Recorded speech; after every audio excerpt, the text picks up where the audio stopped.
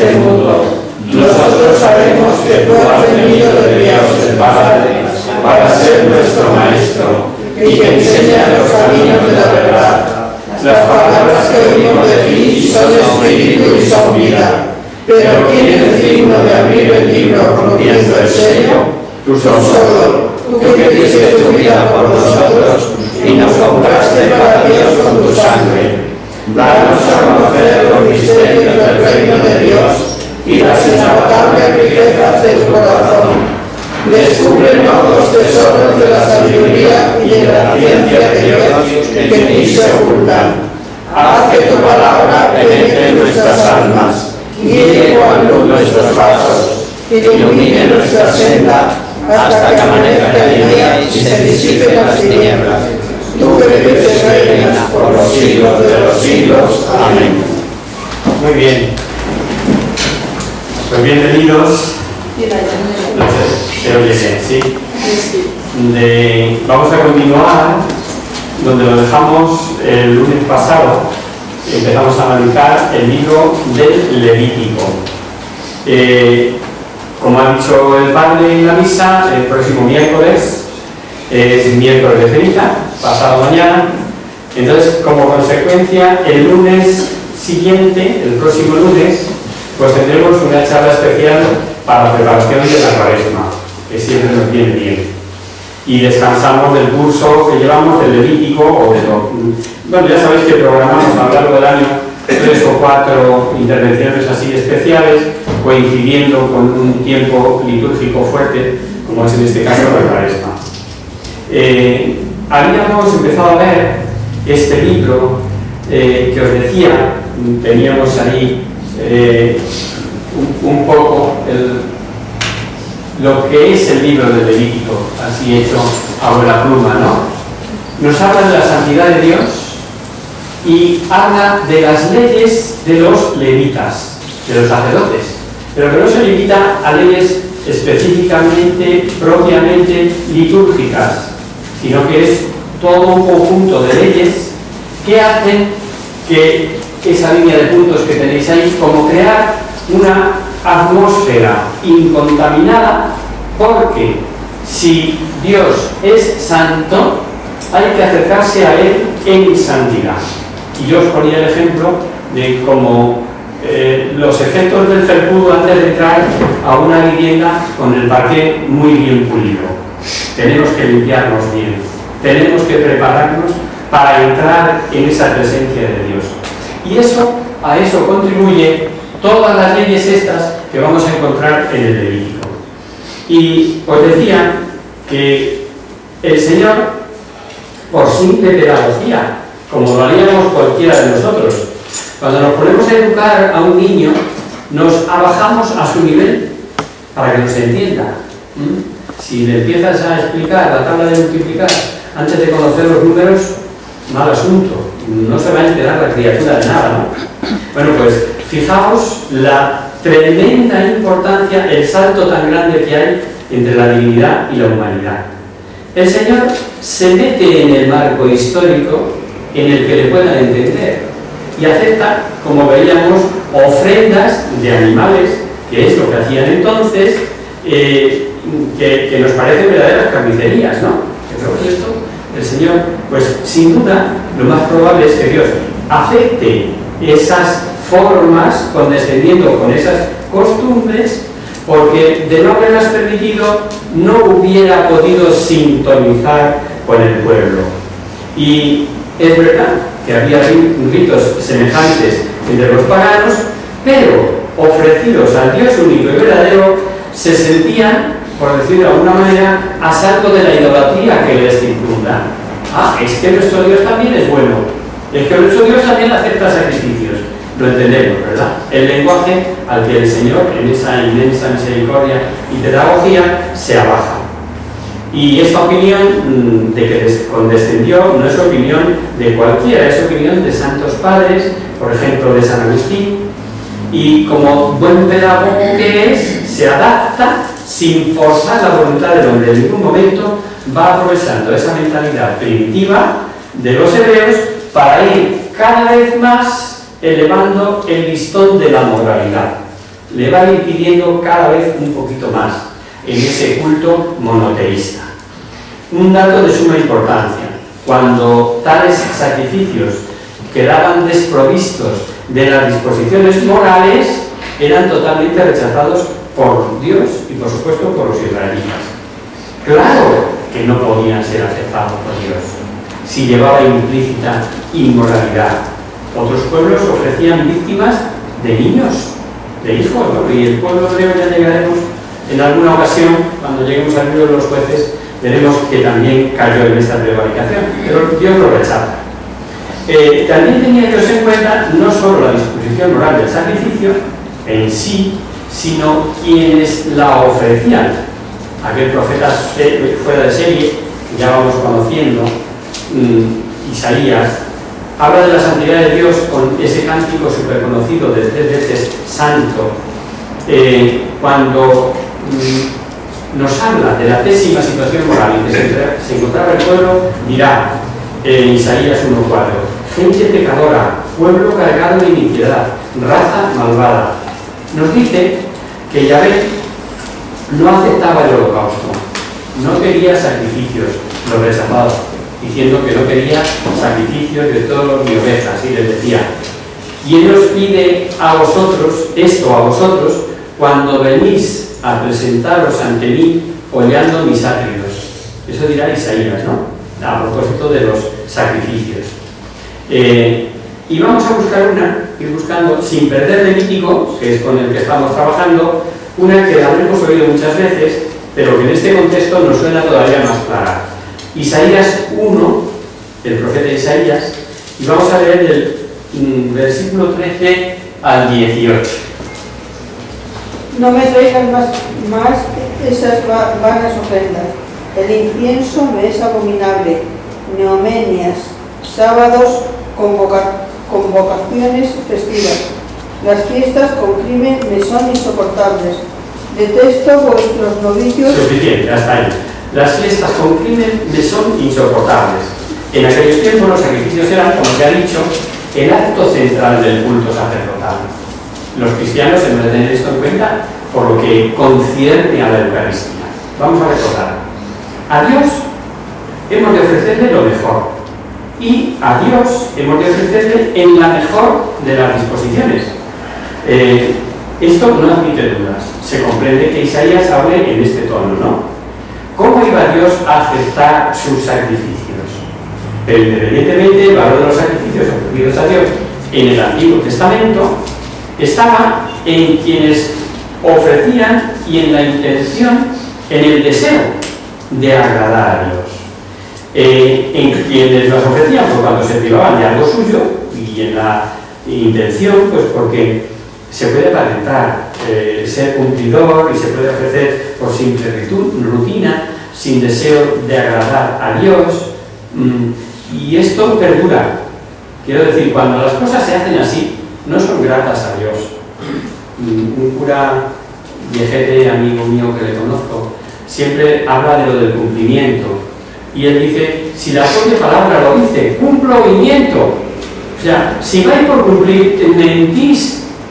Si vais por cumplir, mentís. No es grato a Dios. Y en la nueva alianza esto ya no es así.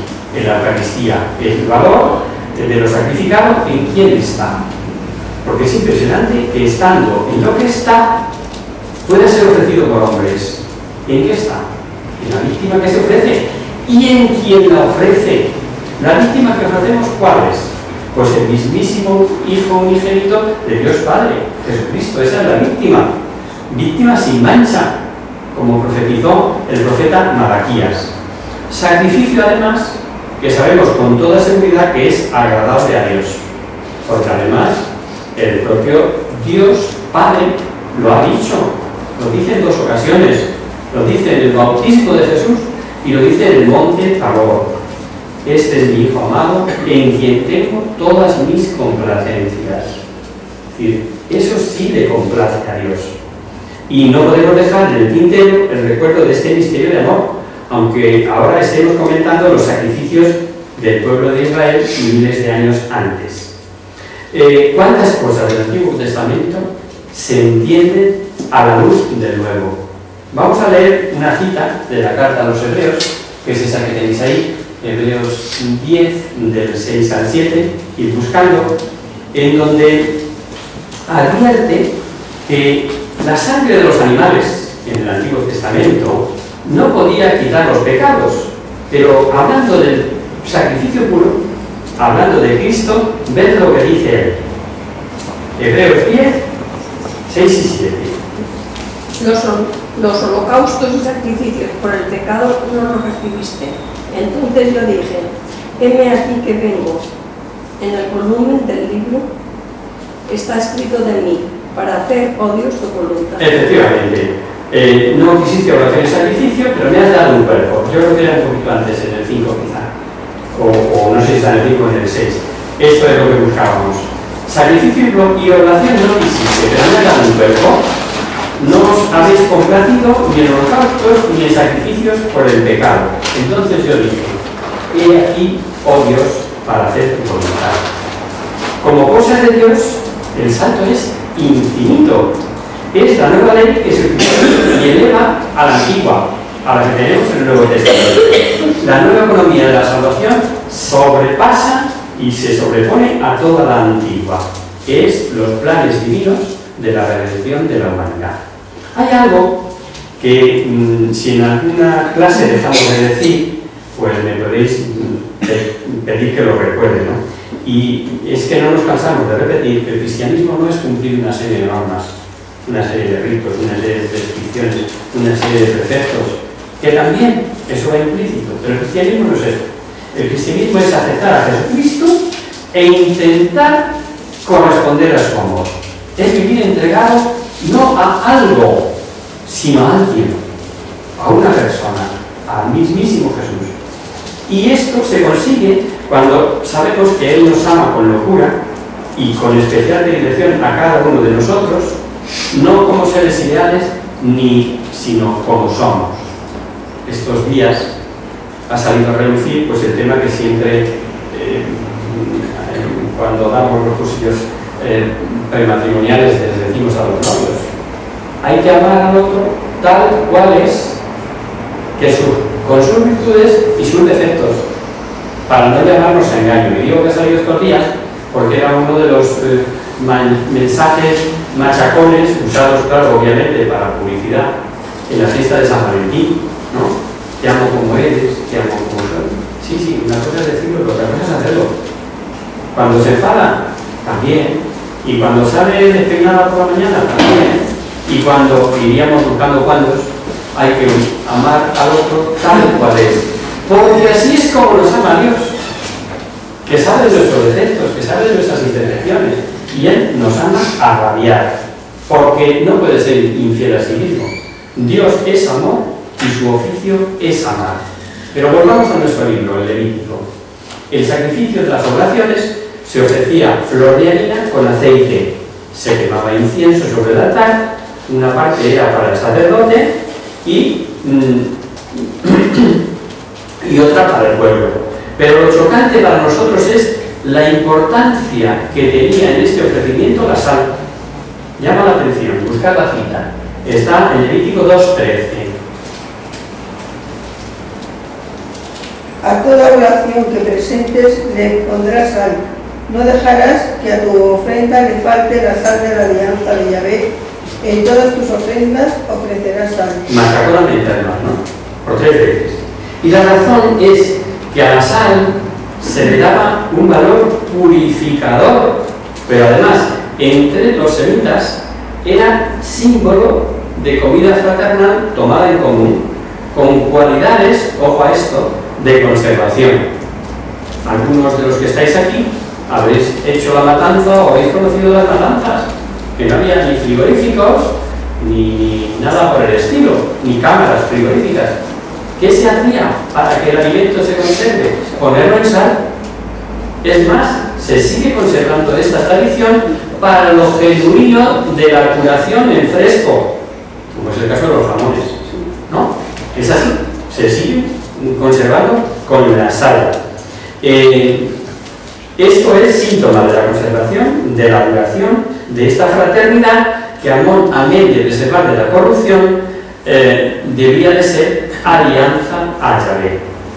Recordaréis que también Jesús usó el simbolismo de la sal y a los suyos les decía: vosotros sois la sal del mundo.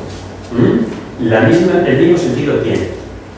En los sacrificios pacíficos o eucarísticos de los animales ofrecidos no se consumía por entero, sino, como os he dicho, una parte de la víctima era para los sacerdotes. Y como este libro nos dice, entre otras cosas, que los pobres podían ofrecer 2 tórtolas o 2 pichones, lo dice en el capítulo 12 del Levítico, podemos pensar con toda certeza que la Sagrada Familia, José, María, Jesús, sin ser indigentes, sí eran de clase baja, eran pobres, por cuanto en una de estas ofrendas prescritas por este libro de Levítico nos encontramos en Lucas, y para ofrecer en sacrificio un par de tórtalos o 2 pichones, conforme se dice en la ley del Señor. Ellos cumplían lo que estaba prescrito en la ley, y siendo como eran fieles cumplidores de la ley, no ofrecen otro animal, ni un cordero, ni un toro, sino que ofrecen la ofrenda de la que por su categoría le corresponde, 2 tórtolas o 2 pichones. Una de las prescripciones que se repiten no solo en este libro, sino en otros, como en Génesis, en Deuteronomio, en Samuel, es la prohibición de comer sangre.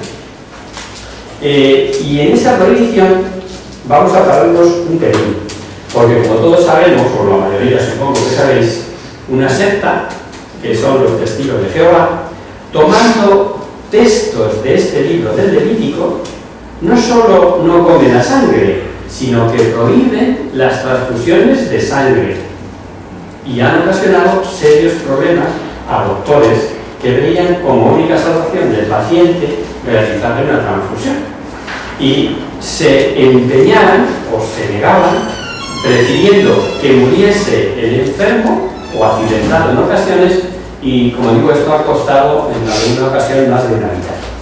Es por lo tanto un problema que no es ya por tener o no tener conocimientos bíblicos, sino por caridad. Todo cristiano debe tener idea. Yo no digo que dominemos el tema, pero sí tener una pequeña idea. Y por otra parte vemos que es un problema de simple y llana interpretación, porque analizando los textos no ofrece duda, amén de otras cosas, claro, que no quiero pormenorizar el problema, sino que tengáis una idea. En todo caso, y ni por asomo en la Biblia aparece la palabra transfusión, pero bueno, ellos lo han anunciado ahí y anuncian sus razones, que como digo no voy a entrar para asimilar comer con transfusión, pero bueno. ¿Qué cita es esta, por favor? Lo vamos a ver ahora. Tranquila, que vamos a ver varias citas, ¿no? Tenemos que empezar por meternos dentro del marco histórico. Y sabéis, como consejo, para cualquier petición de entonces es necesario. ¿Nos hemos metido ya? ¿Qué creeríamos si estuviéramos aquí? ¿Qué veíamos que es la sangre? La sangre es la vida. Eso es lo que creían, eso decían ellos. No se puede dudar que aquellas gentes veían la sangre como principio vital, y mataban un animal, perdía la sangre y moría, tanto para los hombres como para los animales. La sangre para ellos era la vida. Estamos metidos en el contexto histórico, ¿verdad? Somos un personajito de aquella época, y yo veo que la sangre es la vida. Amigo, como la vida pertenece a Dios, y Dios sabe que ellos piensan que la sangre es la vida, Dios quiere que sepan igualmente que el único que puede disponer de la vida es Dios, y no nos está permitido disponer ni la vida de los demás ni la nuestra. De ahí que el suicidio sea un pecado, ¿no? No podemos quitar la vida a nadie. Por lo tanto, no puede disponer de la sangre. El hombre no debe disponer de la sangre sino para el altar, para el sacrificio del altar. Y esto es así, y no admite más vueltas de hoja, ¿no? Porque además está en los mismos textos. Vamos a ver. En el capítulo 17, versículo 10, dice: si un hombre cualquiera, hay citas que pongo ahí y otras que leo yo, cualquiera de la casa de Israel o forastero come cualquier clase de sangre, yo volveré mi rostro contra él que coma sangre y lo exterminaré de en medio de mi pueblo. Dice. Pero la cosa sigue. Si no dijese otra cosa la Biblia, podríamos tener dudas. Pero resulta que la misma Biblia da la razón del por qué lo prohíbe. Así sigue en el versículo 11. Porque la vida de la carne está en la sangre y yo os la doy para hacer expiación en el alma. Y no hay otra razón. El texto es claro. Sigo leyendo en el versículo 12. Por eso he dicho a los hijos de Israel, nadie de entre vosotros comerá la sangre. Hasta aquí claro, ¿verdad? Clarísimo. Por eso dice el texto que la sangre es la vida me pertenece, os prohíbo comer sangre. Pero cuando el hombre sepa que la sangre, con respecto a la vida, no es más que pueda ser cualquier otro miembro, corazón, el hígado, lo que queráis poner, o el cerebro, porque lo que vemos, vamos a buscar el 14, que entonces pensaban que que ahí estaba el alma, el principio vital. Por eso dice la prohibición. Lee el versículo 14. Estamos ahí, 17, 10, 11, porque la vida de toda carne es la sangre. En la sangre está la vida. Por eso he mandado yo a los hijos de Israel: no comeréis la sangre de carne alguna, porque la vida de toda carne es la sangre. Quien la comiere será borrado. Perfecto. Por supuesto que cuando el hombre vaya adquiriendo más conocimientos y ya no identifica sangre con alma o sangre con vida, la prohibición está superada, anulada. Para el hombre que ya puede ser consciente de que posee un alma espiritual e inmortal, simple, que no admite descomposición, el que el cuerpo coma o deje de comer esto o aquello, no ha lugar, no viene a cuento. Así se explica, si queréis buscar Marcos 7, 18, está en los dos, pero es... Mateo, pues no, es Marcos, está mal ahí.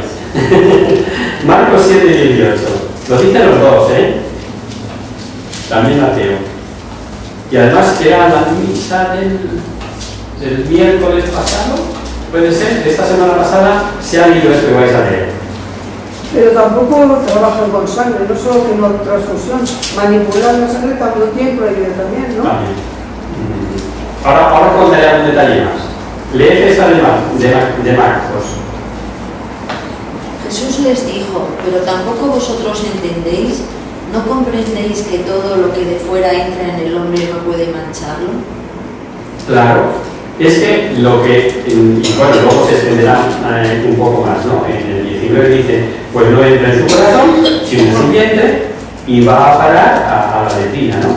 Y así declaraba puros todos los alimentos. Bueno, pues nuestros amigos de los testigos de Jehová se han quedado en el Levítico y esta cita ni la miran. Pero además es que tampoco, suponed por un momento que no estuvieran estas citas aclaratorias del Nuevo Testamento. Con el contexto y el simple análisis del texto bastaría para saber que es una prescripción que atañe a ese momento por el concepto que aquellos hombres tenían de vida y de alma, ¿no? Anda, que si les presentan este problema a San Pablo, que había sido tan celoso de todas las prescripciones, seguro que les diría que se dejasen de tonterías, porque dice en Romanos 14, 17. ¿Lo tenéis? Bueno, Romanos 14, 17.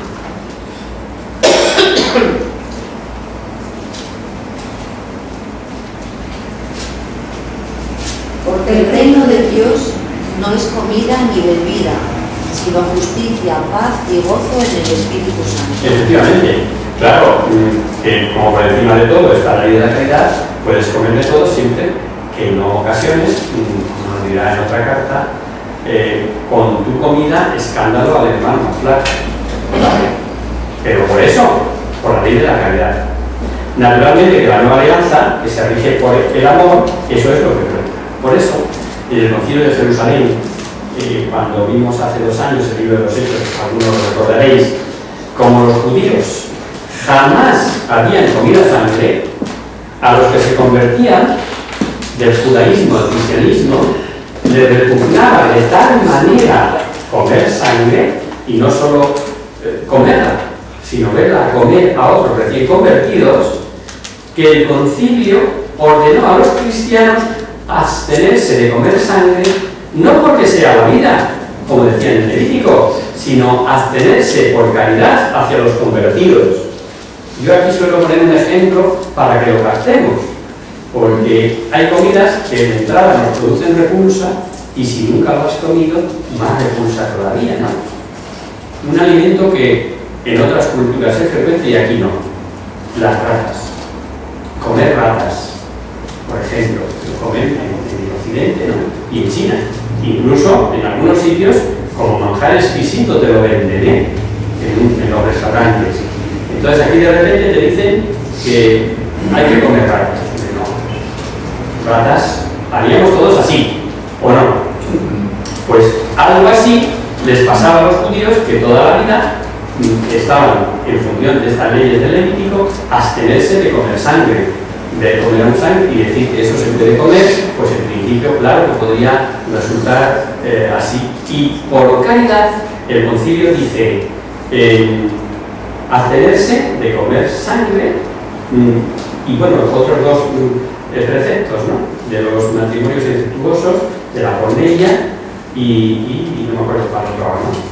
Pero además, tomando en exclusiva lo de no comer sangre, tendrían los llamados testigos de Jehová que olvidarse del valor de la sangre en la Biblia.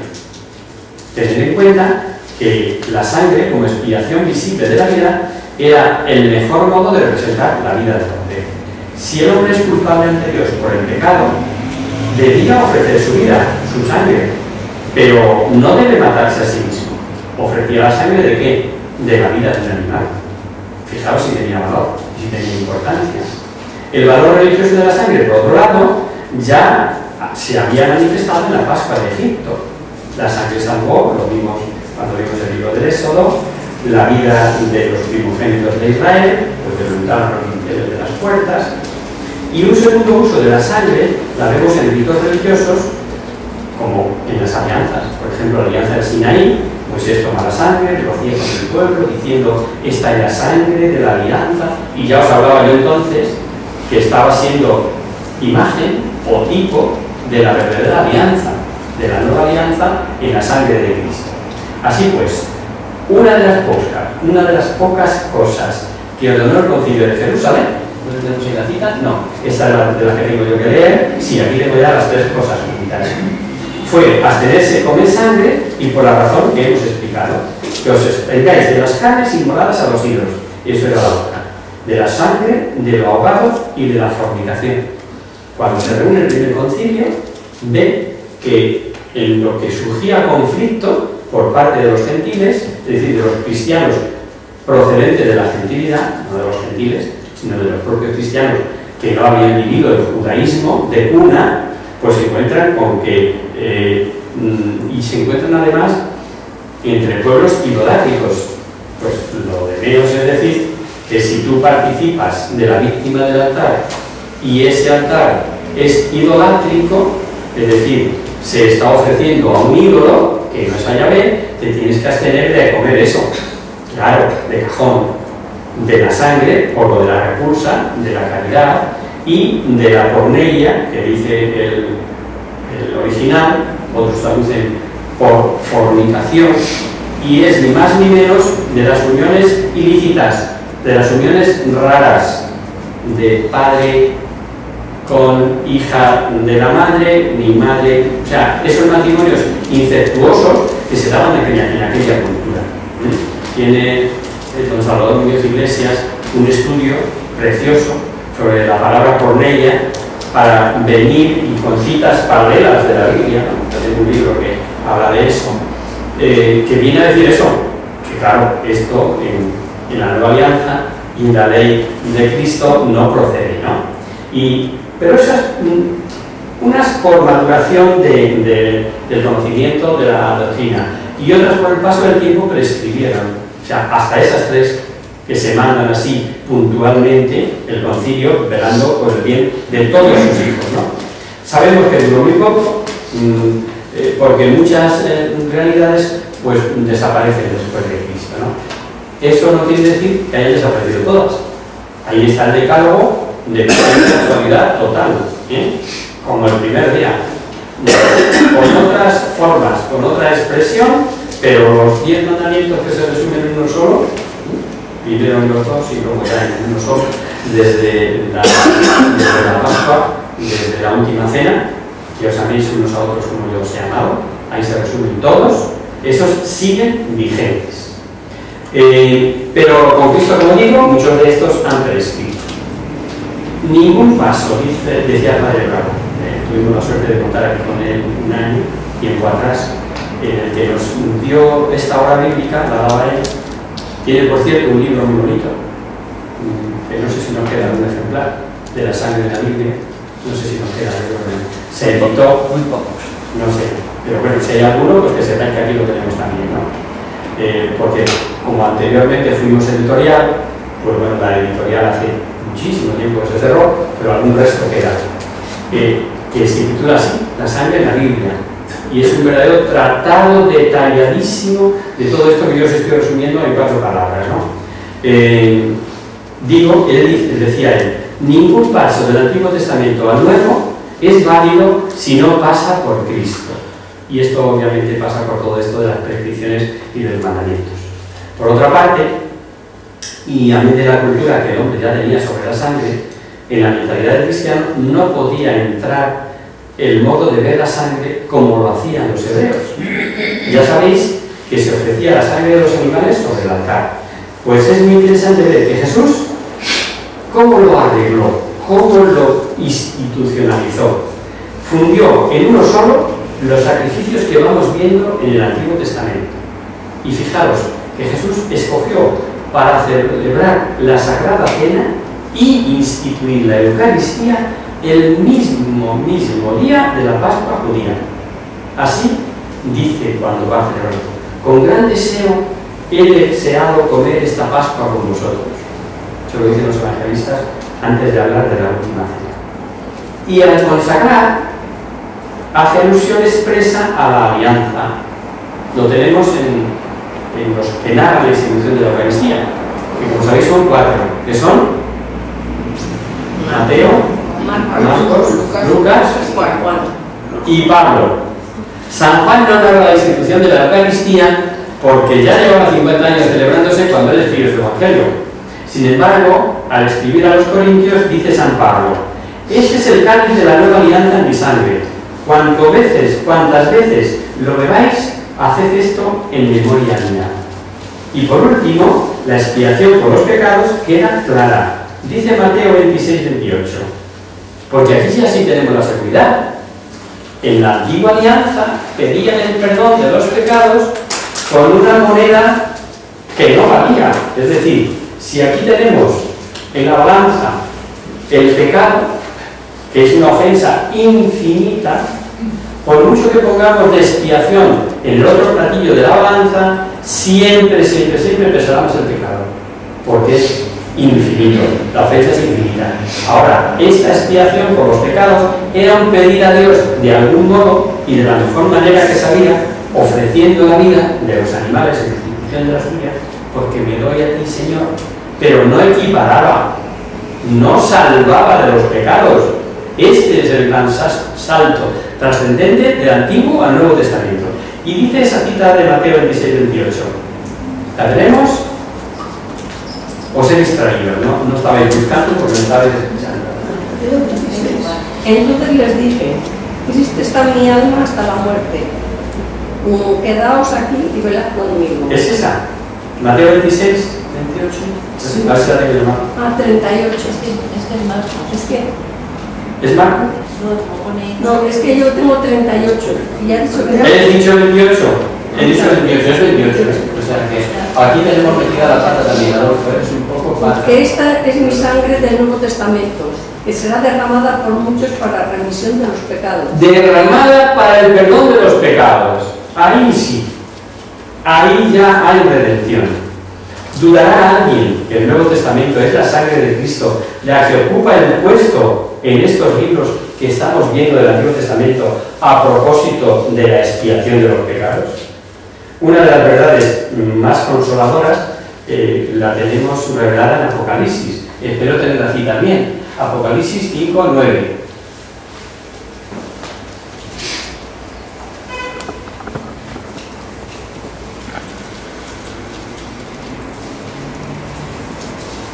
Es el último libro de la Biblia.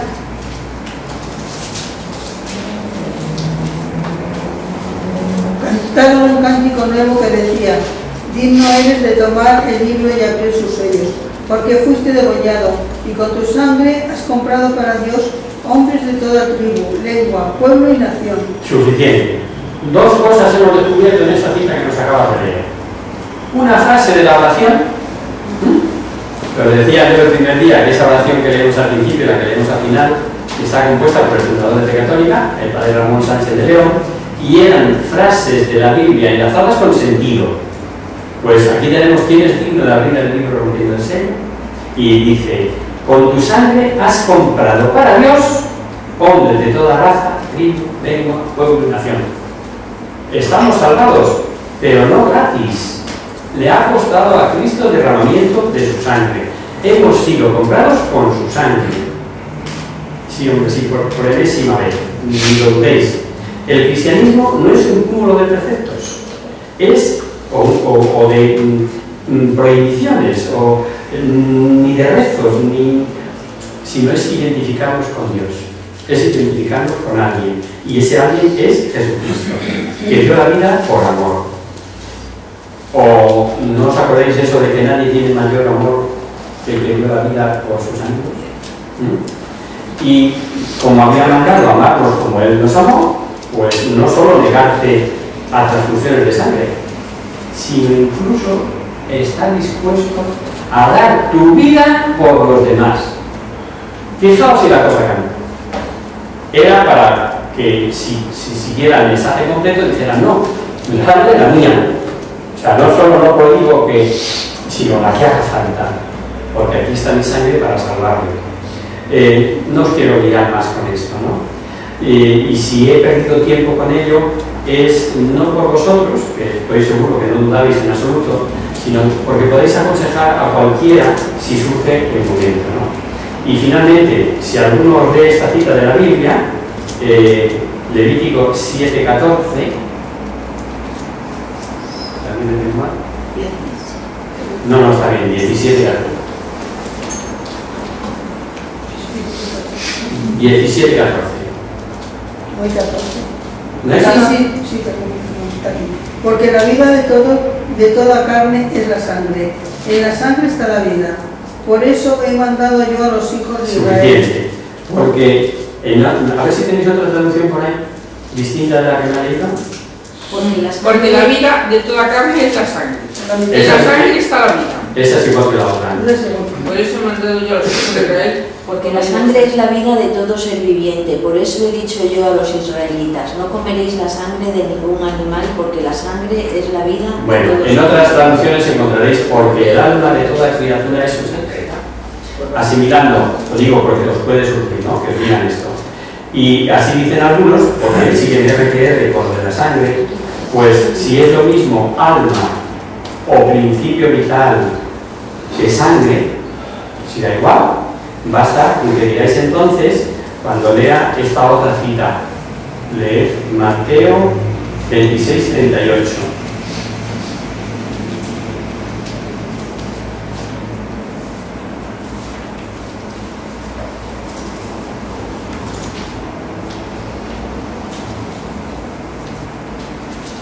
He mandado la cita, pero como esta hay muchas más, Mateo 26:38, que es de la Pasión.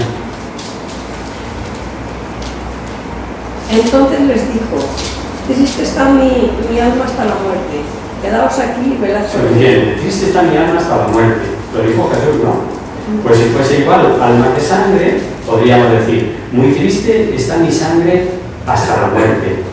Y de este absurdo podríamos encontrar infinidad de citas.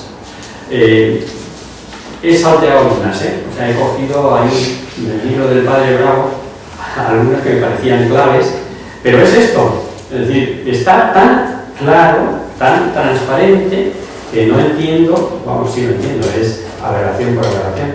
hasta que algún día la torre, que llaman ellos, de donde vienen todos los mensajes, pues lo vayan cambiando, como cambiaron lo de la cruz, que de repente ya no son ni redimidos por la cruz ni nada. En los primeros libros de los testigos de Jehová aparecía la cruz, una preciosa cruz además, con un Cristo crucificado, hasta que decidieron un buen día, desde allí, desde Brooklyn, donde les dictan todas las conciencias, que ya no existía la cruz, que la cruz era cosa de los cristianos, estos que andan un poco perdidos ahí, los católicos que no saben por dónde andan, ¿no? Y entonces se aforraron lo del madero, y lo del madero, y lo del madero, y cuando alguno, y se agarran al Nuevo Testamento, que solo se dice una vez, que fue colgado en el madero, pensaron a que vale, aunque haya infinidad de citas que hablen de la cruz. Y peor todavía, aunque lo hayan dicho en sus publicaciones y se reseñas. Es que entonces estaban equivocados, hablaban de la cruz, pero ya nos queríamos referir al madero. Entonces, ¿qué credibilidad me da usted, oiga? O sea, si esto vale y esto no vale, ¿quién dice a mí que ahora, como dice esto, diga usted mañana otra cosa, ¿no? De ahí la importancia de la tradición. Que en esto tenemos el gran problema con los hermanos separados, que están más cerca de nosotros en ese sentido, pero mientras ellos sigan diciendo solo fe, solo escritura, de tradición no quiero saber nada, lo que la Biblia dice es lo que la Biblia dice y como yo lo interprete y lo que yo crea, porque la fe es la que salva, el principio de Lutero, que es el que empezó por ahí, y que luego pues ahora hay infinidad de sectas, pues cada uno interpreta a su aire, ¿no? Y para ellos no vale nada en absoluto la tradición viva de la Iglesia, en donde se desarrolla la escritura, de donde debemos, ¿no? La importancia de los santos padres, por ejemplo, ¿no? Pues bien, como decía, sin comentarios. Por el daño que pueden causar quienes malinterpretan estos textos, la prohibición de comer sangre, son capaces pues, de dejar que muera un niño, por ejemplo. Bueno, pues tengamos una ligera idea de cómo refutarlo. Por lo menos ya nos pillan en la brecha, ¿no? Pues bien, seguimos. El tercer libro, del Pentateuco, como veis, es un libro que carga la tinta sobre el celo que los elegidos para el sacerdocio debían de tener y guardar sus leyes. Dios iba exigiendo santidad, primero a los sacerdotes y luego al pueblo, o al pueblo a través de sus sacerdotes, a los que exigía especial santidad, delicadeza, pureza de trato para sus relaciones con Dios.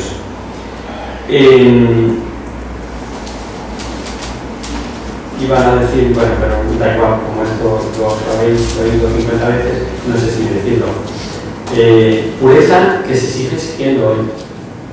Y lo hablábamos un momentito antes de entrar aquí. Pureza y labor bien hecha y callada que tiene la Iglesia todos los días, con cientos, con miles de sacerdotes, hasta que un buen día aparece un padre Pérez o un cura pederasta, que los hay, no vamos a negarlo, o una monja que sale en televisión y la Iglesia Católica es, no, la Iglesia Católica no es eso.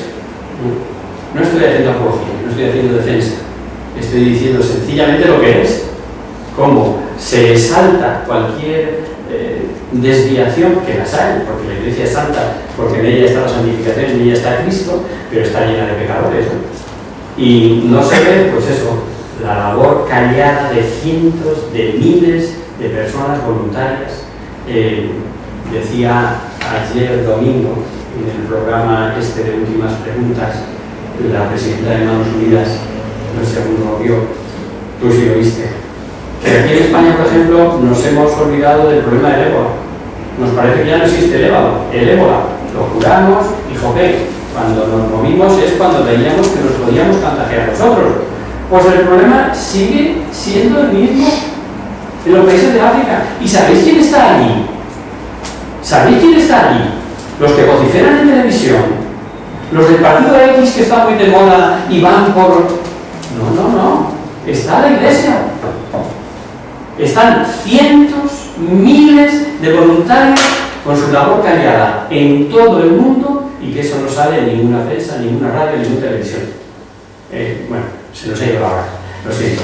Nos quedamos aquí para el próximo día y siento haberme detenido un poco con esto de la sangre, pero yo creo que era necesario.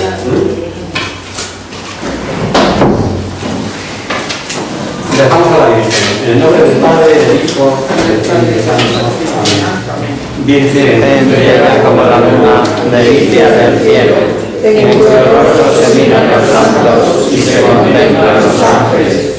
Haz que nosotros los hijos nos parezcamos a ti, y que nuestras almas reciban el rayo de esa estrella tuya, que no te caiga los años, sino que brille de plata. María, sol del cielo, despierta tu la vida donde haya muerte, e ilumina los espíritus en que haya tinieblas, reflejándote en el rostro de tus hijos. Concédenos un destello de tu luz y tu fervor.